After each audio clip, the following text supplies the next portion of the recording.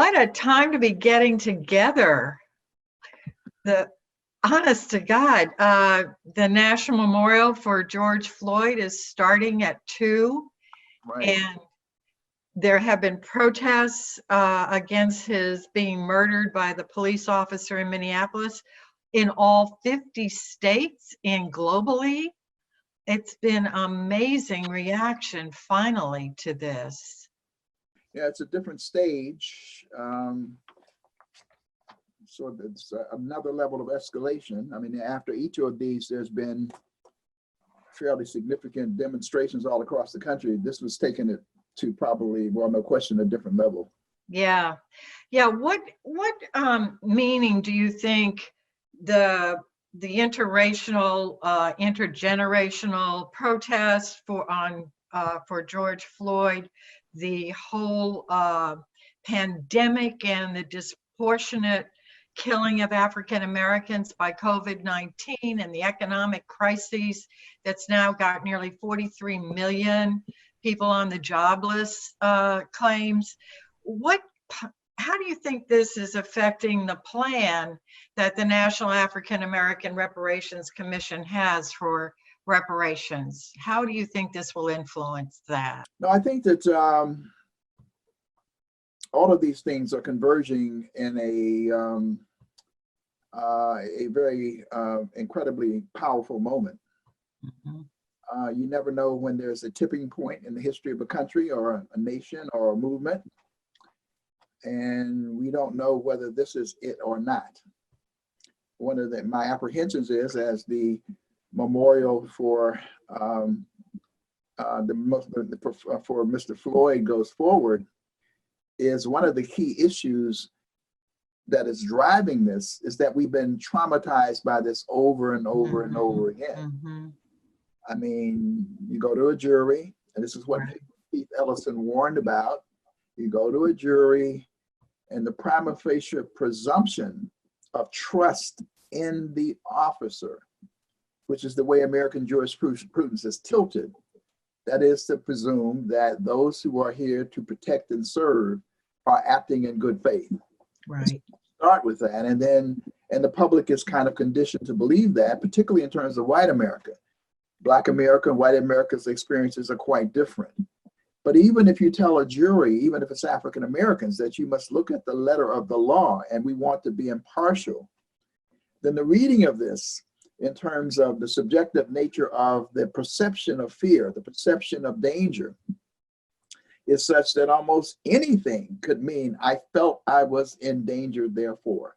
Right. So there's some concern about whether or not this case will actually not result in the same way. So there's euphoria for the moment about that. But beyond that, it is the case that this moment seemed to have encapsulated the COVID pandemic, which is showing all of, I mean, is ripping off again, and I have to say again, Mm-hmm. the raw naked face of the disparities in Black America, which are class-based. I have to say that as well. Because some of the commentators who talk, I've always argued, and for some time now, that we have two Black Americas. One, and I'm a part of that privileged Black America that is doing better than I might have ever thought, maybe 30, 40 years ago, that I would eventually be a distinguished professor, that I would go on to do this, that, and the other. I mean, I've never really been wealthy, but I mean, I've done reasonably well. But we do know that we have now Black mayors, Black athletes. We have people who are on television who are complaining, and legitimately so, about the fact that we have not made progress. But they're sitting there in a $1 million job on television, which is the product of the struggle of the civil rights, human rights, Black power, Black nationalist movement. Mm-hmm. They're not in the same category as the other Black America, which is the marginalized working class communities, mostly in inner cities, but in some ways now, because of gentrification, have been thrust out into the Fergusons of the world, and many outer city areas because of gentrification. These folks, we know that there are many Black people who are making, athletes who are getting ready to do multi-million-dollar contracts and corporate executive. We know we have this expanded middle class and now a minuscule upper class, just anecdotally, it means that those who are left behind, as Malcolm would put it, are catching more hell than ever before, are living in desperate kinds of conditions. They may work, but as Reverend Jesse Lewis Jackson said, even back in the 1988 presidential campaign, he said they're working 1, 2, 3 jobs just to make up for one job, Right. if they can get a job. And then so that's underemployment. And then there is always chronic underemployment in the community. So, and then you have then the influx of immigrants from all over the world, you know, from Africa, the Caribbean, Central and South America, the African diaspora that's here. And so what the COVID pandemic has pointed out is these are the essential workers. Yes. They're in grocery stores, they're the delivery trucks, they're in all kinds of positions, and they are vulnerable because they are essential but vulnerable by the very nature of their condition. Right. So that's a key factor. But in addition to that, there is then the long-standing health disparities that have been exposed, as well as therefore the economic underdevelopment of these communities that is there and seething. So you have the trauma of what's happening with COVID, the COVID pandemic, and then this long stream of unresolved cases, which are the result of the conscious targeting of Black community, as Michelle Alexander so eloquently and incisively points out in the new Jim Crow. This is not accidental. The over-policing of Black communities is not new, it's historic, but it's the most recent insidious version is the war on drugs. And so you combine all of that, and then all of a sudden you have this explosion that is taking place. And I would add one other final factor.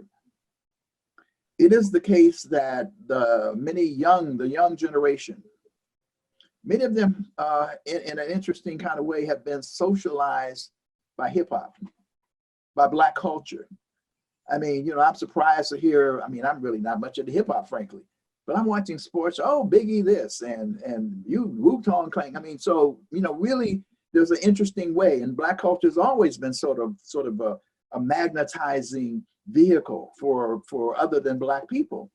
So many of these folks have been, you know, socialized by that. They've listened to the messages of that. And so they are by and large, many of them, obviously not the majority, maybe not, there's still a minority that may be in that case, but many of them are aspirationally looking for a new kind of society.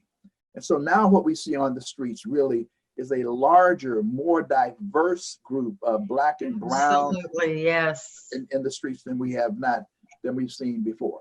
Yeah.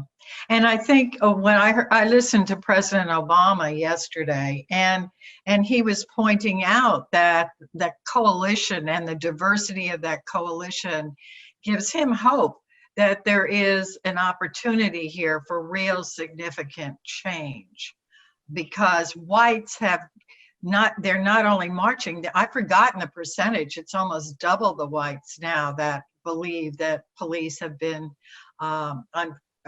unjust with the Black men and women. And so there is hope. Los Angeles has just passed a budget that the mayor signed that invested $150 million from the police department, and they're putting $250 million into communities of color, which I think fits right into some of the steps of your reparations plan. Well, it's also been one of the key demands, frankly, of the movement for Black Lives. Their whole notion, their whole framing of the idea that it is divest in the institutions that have harmed us and invest in a reparatory justice way in terms of rebuilding, you know, our community. So that is a sign of progress. Policing historically, but even in the most recent period, particularly when you got into the Giuliani style, no tolerance, zero tolerance style policing and militarized policing became a substitute for social, economic, and racial justice. Mm-hmm. And in an interesting kind of way, police have been thrust into that scenario as an occupying force, not equipped to do that. You know, they're being pushed in there to do a job for which they're not equipped. They should not have been asked to do in the first place. And, you know, I'm not exonerating them or taking them off the hook, but I'm saying we have to also put that into the equation. So when you see what's happening in Los Angeles, hopefully that will be replicated across the country. And at the end of the day, there must be a dismantling, a reconfiguring of these sources in a way that we talk about in our 10-point program, because we say in our 10-point program, without reparations, there can be no more perfect union. Right. I want to start with, before we get into your 10 points of reparations, I wanted to start with the House bill, HR 40, to establish a commission for the study and remedy of reparations. First of all, let me just, by way of background, John Conyers, the Honorable John Conyers, now deceased, may God and the ancestors rest his soul, introduced it in 1989. Well, for a good maybe decade or so, at least a decade or so. Well, first of all, every year at the Congressional Black Caucus, there was always a brain trust or forum on HR 40. So when we formed the National African American Reparations Commission, quite frankly, so we brought people together, and there was skepticism about, you know, HR 40. People, well, we don't know. I mean, it hasn't been pushed and whatever. We said, no, let's hold on to it. There was a lot of research that was being done over the years by Black scholars, Euro-American scholars, more and more data coming forth about the relationship between capitalism and slavery and whatever. I mean, just all kind of research was done. So at a certain point, we said, look, we need to shift the HR 40 from a study bill to a remedy bill. Right. The National African American Reparations Commission went to Congressman Conyers and Keenan Keller, who was the chief counsel for judiciary, said, we want to change this bill to one that will actually deal with proposals for reparations rather than study. And Congressman Conyers was persuaded. We put together a task force, which included folks from the Movement for Black Lives, who we were building a relationship with as well. And we rewrote that bill to the one that you now see. And we are absolutely thrilled that Congresswoman Sheila Jackson Lee is the lead sponsor for HR 40. And let me just say, so now it is the bill, it is the study, but it's to study reparations proposals for African Americans, which says that now the discussion is, what will it look like, not whether it actually will occur. Right, right. And it's in committee, right? What do you think is going to be happening to that? I understand also Cory Booker has introduced a bill in the Senate. Right. And let me just say, that's the other thing about this moment. I mean, there is something happening. Yes. So where we are is there are now, as we speak, probably 130 sponsors on HR 40 in the House of Representatives. Wow. 3 times more than there's ever been. Sheila Jackson Lee is calling on us to try to get it up to around 150. There is every intent of taking this bill, HR 40, to the floor for a vote. And you got to remember now, in this administration, you're going to take it to well, of course you can in the House. Well, yeah, you can take it to the House, yeah, but here's what's important. Nancy Pelosi is openly in support of it. Yeah. Chuck Schumer is openly in support of it. I mean, imagine, can you imagine that 15 years ago, 20 years ago? Presidential candidates, you watch the debates, were tripping over themselves. Yeah. Tom Steyer's made reparations his key issue in South Carolina. Yeah. So we now have white candidates tripping over themselves to talk about why reparations is important. And some of them, you know, they understand it politically in terms of reaching out to the Black community, but increasingly people are understanding that without this kind of major, you know, structural change, that the wealth gap that is there can never really be overcome. So HR 40 is moving in a very dramatic way. And the COVID pandemic and now the police killings are escalating. You're now hearing people talking about, well, these conditions in our community, we've got to do something about it. And people are just saying reparations. I would never have really believed that reparations is possible in my lifetime, but it may be. It very well may be. And I do think you're correct. I think, first of all the work that you're doing and have done and all the partnerships you've built are coming forth. At the same time, this powerful light, nobody can deny anymore, the racial wealth inequity, the difference between the blacks and the whites, all the way from slavery, all the way through Jim Crow, American apartheid, up to today's injustice and pain. So I think the time is absolutely right for this. I'm excited that you're excited, because I am a hopeful person, but I don't have the background you do. So when you show hope, I get really hopeful. Yeah, well, I tend to be an optimist by nature anyway, but there's real reason to be hopeful here. Yeah, we're seeing tangible kinds of things that the labor that you invest over decades, Ashley, is yielding and producing fruits. And so the issue is not just to acknowledge, it's not just to apologize, it is to actually come up with the remedies. And we're at this moment in history where all these things are converging in a way that is really promising. Let's look at the remedies then, because you have a plan for them. And you start with, is it the formal apology? Is that where you start with this? Well, yeah, we have a preamble, first, and then there's a formula for reparations that is long-standing, and that is, you must first acknowledge a crime, right? Acknowledge the damage, and then apologize, and then there's a question of remedy. Right. So we say that there is a need for a formal apology. And because there's only been like a voice vote and there's, people duck and dodge and so forth. So we need a formal apology. There's been apologies that kind of have done before, but we need a formal apology. So yes, we begin there. And you mean a formal apology from the U.S. government? Oh, yes, the U.S. government, yes. Of course. Yes, coming from the U.S. government. And therefore, we talk about the creation of essentially a Holocaust, Ma'afa Holocaust Institute. Now, the Ma'afa means in the African vernacular means Holocaust. Okay. So the Ma'afa, that's what that means. The Ma'afa is the Holocaust. So we say that that's one of the things. We need a space in place. There may be all kind of other memorials and so forth. We need something dedicated to the Holocaust of enslavement and all of its manifestations, so that it will permanently be there for people to learn from, be informed about it. Yes. So yes, that's where we begin. We are in favor of what we call direct benefits and community benefits. That's important because people always ask, well, what does this mean? Every Black person is going to get a check? Mm-hmm. Well, that kind of cheapens the discussion because there's no amount of money anyway that could pay. But there are difficulties actually in figuring out individually how that would be done.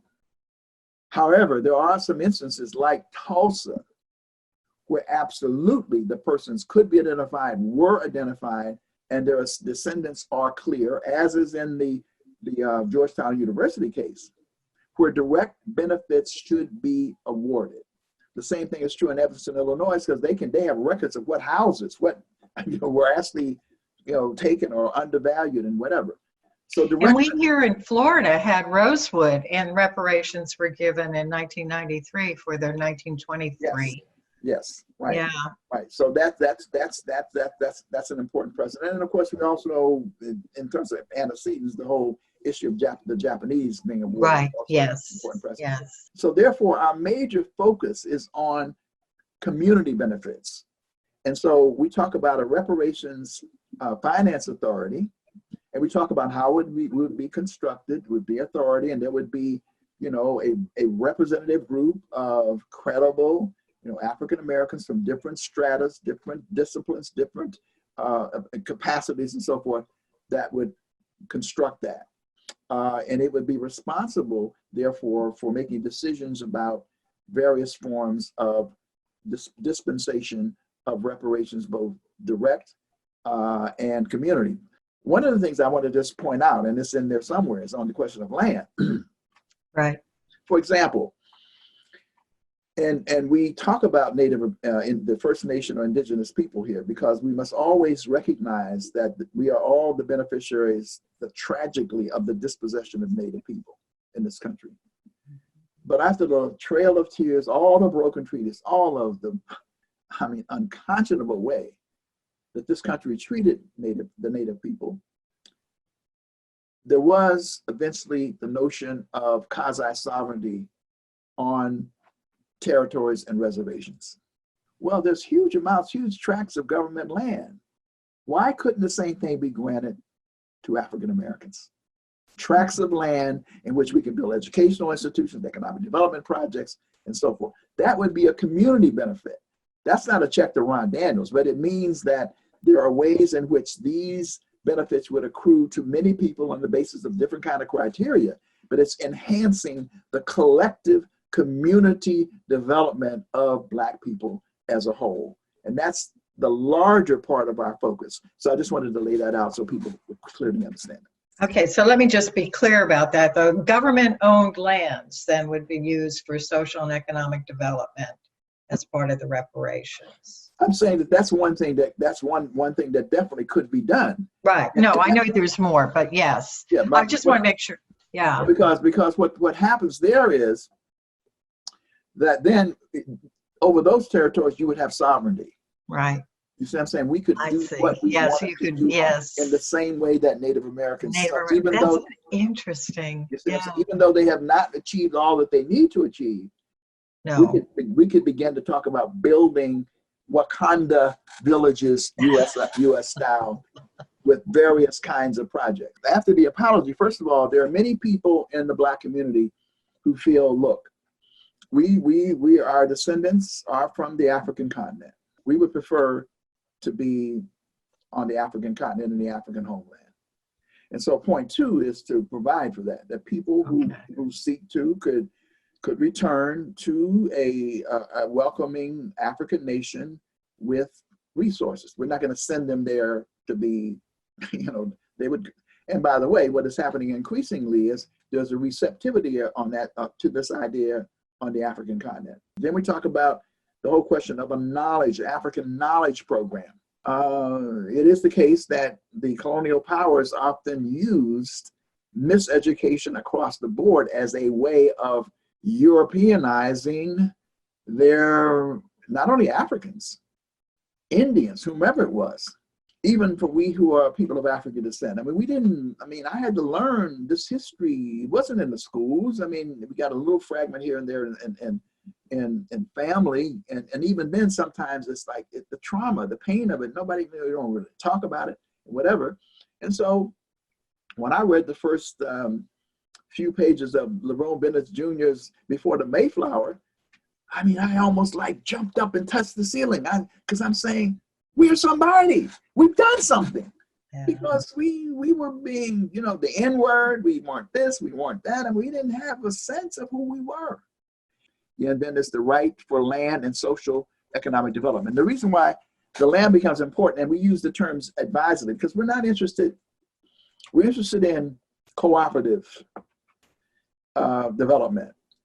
We're not interested in how do we create individual millionaires and billionaires. If they want to do that, that's fine. We're not, but that's not what we're interested in. We're interested in finding individuals, if they're going to do businesses, that they are going to do it in a way that shares the wealth, that helps build the community, that gives back to the community. And beyond that, we want to do what? Community land trust. We want to do community economic development corporations. We want to do those things that broadly benefit the totality and entirety of the Black community. So it's a we, us, and our proposition more than a me, myself, and I proposition. And that goes back many, many years for African Americans to the mutual aid societies. Even during times of slavery, they were there for one another. And the churches with their benevolence, all of that. You have a rich history. African Americans Absolutely. Have a rich history in that. A rich history that a lot of us don't even know about. The mutual aid society. So my grandfather, Dave Daniels, is buried in a cemetery outside of Concord, Georgia, called Mutual Aid Cemetery. Oh my! A direct sense of, and I heard the oral stories of my father talking about how people came together to put their dollars together to create a mutual aid society, so there could be burial, and eventually those became insurance companies. That's right. That's right. So I'm just reinforcing those, but I'm saying a lot, even today, there are millions of Black folks who have no clue about that, and that we have to, and therefore it becomes a sense, there's almost a sense of defeatism, because even where we have succeeded, we don't know about those successes. So as part of this reminding and honoring history, part of the reason for the Preserving Black Sacred Sites? Absolutely. And some of that work has already been done by Brian Stevenson. Oh, yes, the Legacy Museum, yes. Oh, I mean, Brian Stevenson, because what he's saying is, look, I mean, you got to face this history. That cemetery where my grandfather is buried is overrun. We probably couldn't even, we'd have to really go there and find it. But now through a Sacred Sites project, a lot of these places will be cleaned up, investigated, markers, and whatever. So yes, Sacred Sites is incredibly important for us to, for the world to know what happened, and for we to know ourselves, you know, what happened, what transpired, because the trauma is heavy now. You don't, when you, I mean, you don't, that's one of the, it's hard to face that trauma. We want to run away from it, but we have to, this nation, and we have to deal with it, because in dealing with it, out of that, particularly when the remedies come, will come the healing that this nation should have. And I will also finally say, nor are we going to take an anti-Pan-Africanist position, which somehow attempts to say that reparations are only due to quote unquote Black Americans, suggesting that people who are immigrants who come to this country, who came to this country, are not somehow qualified or eligible. And at the end of the day, what we do know that they're coming from underdeveloped places, and they should be fighting for reparations in their countries, and we will do that as well. But when they arrive here, they are arriving at economically underdeveloped communities. We are for all people of African descent being available to have reparations and either direct benefits, but more importantly in that regard, in terms of community benefits. We have a dynamic website, but on that website, we have the most extensive online reparations resource center in the world. You can spend hours, videos, programs, studies. I mean, you can just bathe, you can become immersed. You can become a reparations expert on the IBW website, ibw21.org. Okay, thank you so much. Thank you for your time today. Stay safe, stay well. You do the same.